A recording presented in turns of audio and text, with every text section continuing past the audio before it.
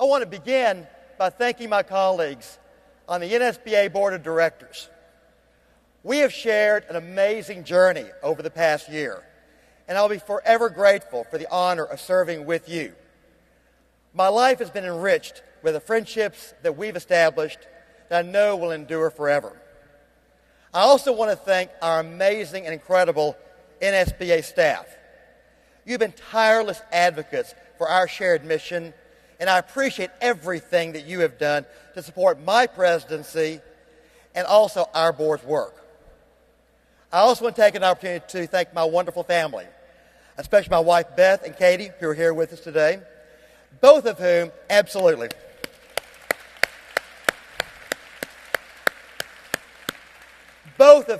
have been such constant supporters, cheerleaders, friends, and teammates on this journey of service. I love you both dearly, and thank you for your unbelievably steadfast support. Finally, I want to thank each of you for your service, whether as a school board member, a school administrator, or as a public education advocate. Winston Churchill once said, "We make a living by what we get. We make a life by what we give." So thank you for what you give every day to the 50 million children of America's public schools. Nearly 1 year ago, I began my term as your president by issuing a call to action for NSBA to transform itself into a strong, effective, and impactful advocacy organization.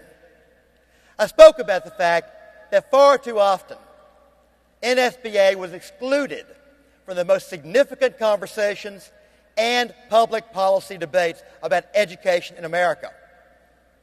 I further noted that if we did not have a seat at the table, we could very well find ourselves on the menu.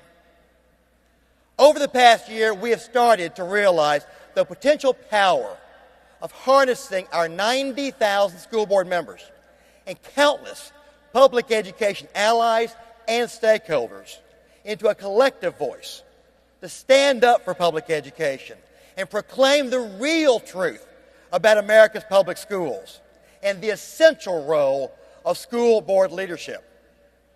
We started referring to these collaborative grassroots supporters as our army of advocates. Now, only a little over a year ago, we could only identify about 3,700 advocates nationwide. What a difference a year can make. Together, we have built the foundation to become the leading advocate for public education in America. And ladies and gentlemen, we are just getting started. Just 3 months ago, at our inaugural Advocacy Institute, we announced our very first significant state partnership when the great state of Louisiana announced that they had built their own army of advocates with over 85,000 education leaders and stakeholders, all of them committed to standing up for public education. Thank you, Louisiana. Now, we were very excited to announce that, coupled with the nearly 43,000 local school board members who are now part of our expanded federal relations network, that we could announce that as of that point, our Army stood at over 125,000 strong. What a difference. But you may recall, ladies and gentlemen, that at that Advocacy Institute, I challenged our membership, set an audacious goal to work together to build an advocacy team of at least 1 million strong by this conference. Over the course of the past 3 months, we have witnessed tremendous partnerships that have emerged and advocacy organizations that have been constructed in states all across America. We've already been advised of tremendous advocacy armies being organized and mobilized in the states of New Jersey, Tennessee, Arkansas, Mississippi, Georgia, North Carolina, Louisiana, Virginia, Alabama, Florida, and Arizona. And we've also, ladies and gentlemen, developed an amazing new partnership with Diane Ravitch and her National Public Education Network.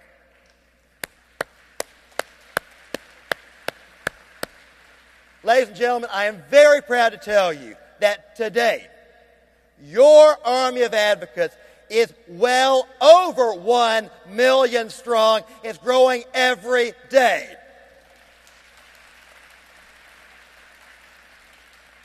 Most recent number, we're actually over 1.1 million, and we're getting better. And ladies and gentlemen, it's going to get a lot bigger on this stage tomorrow morning as part of our Stand Up for Public Schools pep rally. With Irvin Magic Johnson, we will announce the most significant advocacy partnership in the history of NSBA. So please join us tomorrow for this very exciting and significant event, as together we will show the world the real voice of public education. So join us. The power of partnership that will become the power of possible. Our influence is growing, not only in legal and legislative circles, but all the way to Hollywood. NSBA is working with the filmmakers of the motion picture 12 Years a Slave, Fox Searchlight, New Regency Films, and Penguin Books to distribute this very powerful movie, as well as appropriate support materials to every high school in America this fall.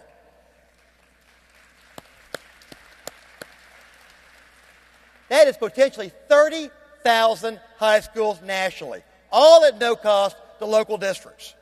This is the largest corporate partnership in NSBA history. Our visibility is also growing. We're in the public eye every day with our Stand Up for Public Schools education campaign. This powerful and positive messaging about public education is resonating, even at the Academy Awards.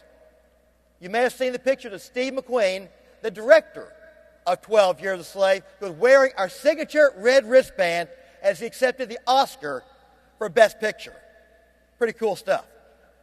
We also have Magic Johnson, Montel Williams, and Sal Khan serving as celebrity spokespersons, standing up for public education. Our state associations are also adopting the campaign, and they are recruiting their own local celebrities for their own campaigns. So as we proceed further on this national public advocacy campaign, I steadfastly believe that our momentum will continue to grow and grow exponentially. We are embracing the absolute necessity of taking a stand for public education now. We are changing the conversation, and we are positioning school board members as reform leaders and change agents. Ladies and gentlemen, today, NSBA is significant. Our message is relevant, and we are becoming more and more impactful each and every day. Now, one of the clearest indications of the growing influence of NSBA as an advocacy organization came through the invitation we received just 2 weeks ago to testify before the House Appropriations Committee. Over 100 organizations lobbied for the opportunity to testify before this incredibly important congressional committee. But NSBA was the only organization chosen to give testimony representing public education and the K-12 community.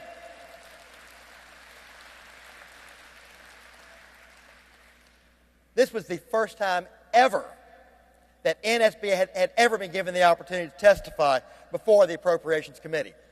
Now, we had the opportunity. What did we do with it? We used this opportunity to push Congress to fulfill their 39-year-old unfunded commitment for special education. We told them that they need to prioritize funding for proven programs like Head Start and Title I and specifically target our most underserved communities and at-risk children. We also challenged the effectiveness of competitive grant funding programs that have created such reporting and documentation issues that the districts with the greatest need are often unable to even compete for the necessary funding. That's crazy. While we commended the President for some new and innovative investments in 21st century skills development, we challenged that the overall federal funding commitment to education is simply insufficient. If we're going to meet the needs of this nation, if we're going to prepare our children for global competitiveness, we need our government to invest in our future. And ladies and gentlemen, we also discussed before the committee the financial impact on local districts of sequestration, especially those districts receiving impact aid specifically designed to serve the children of the brave men and women serving us in America's armed forces, as well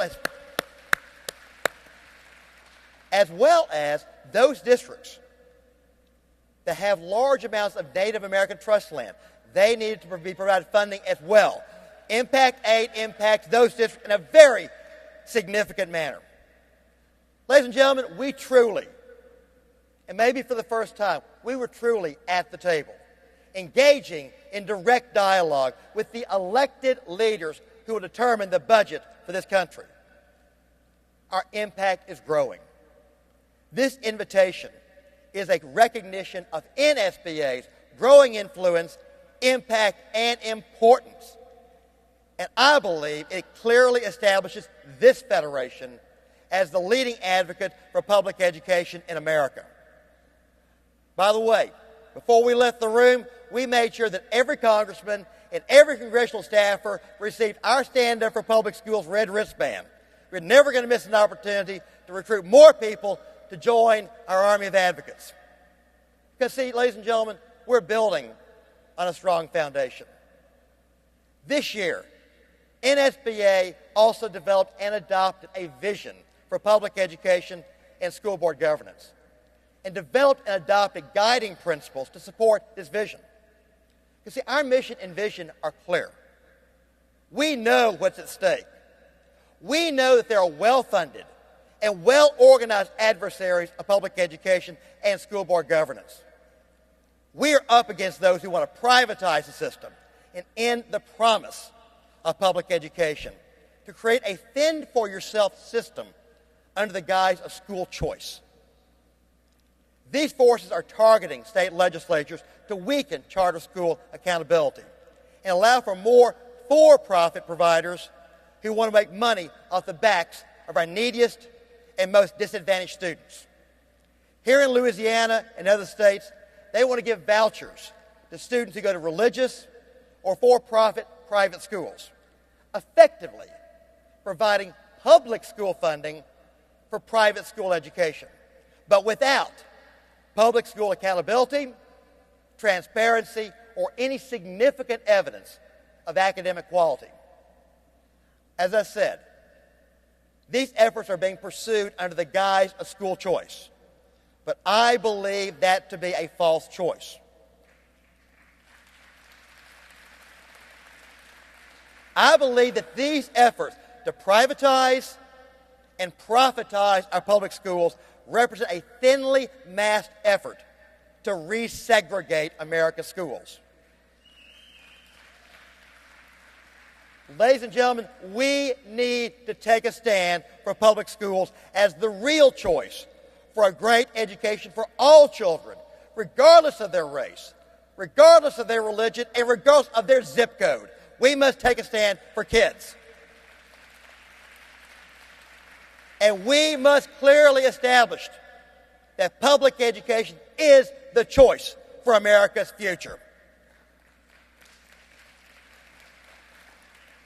We're building a formidable force. We're going to oppose those whose agenda is to diminish local governance and privatize public education. NSBA did join with the Louisiana School Boards Association and other groups to take Louisiana Governor Bobby Jindal to court. And guess what? We won. The Louisiana Supreme Court has ruled that the state cannot take away public money from public schools to pay for vouchers. This was a real victory. But we all know we have a very long way to go. This type of legislation here is creeping into state legislatures all across the country. It's funded by ALEC and other wealthy billionaires. And that is why we must continue to build our army of advocates. You know, we may never be able to match the dollars that can be invested by these well-funded corporate interests or the billionaire boys clubs. But what we can do is we can seize that bully pulpit by the sheer numbers of advocates and stakeholders that we all know are the beneficiaries of public education.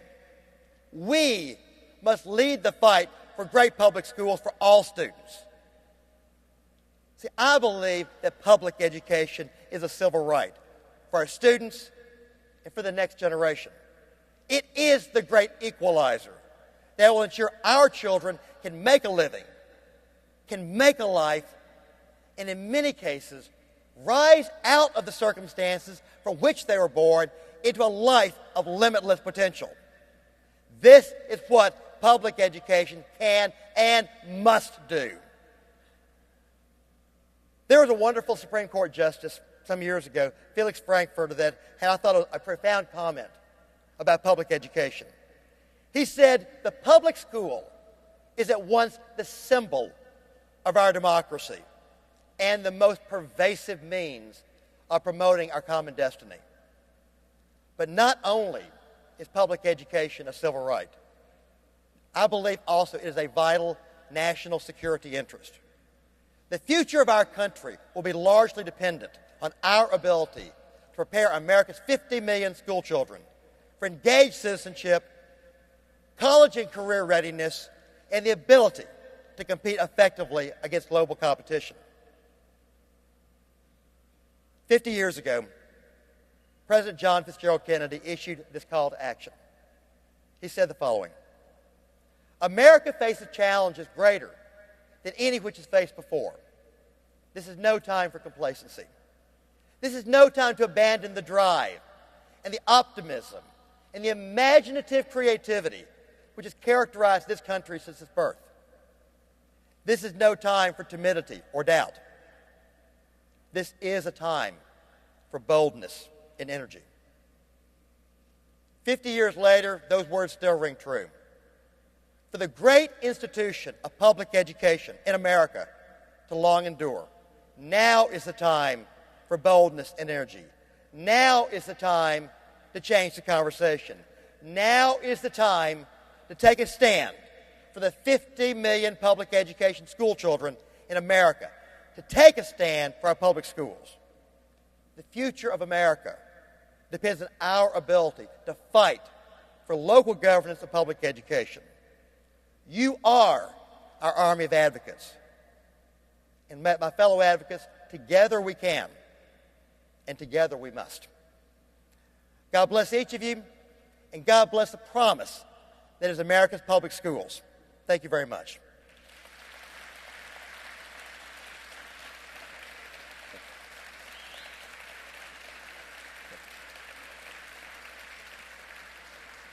Before I leave the stage, I want to express to you once again what an incredible honor it's been to share this amazing journey with you.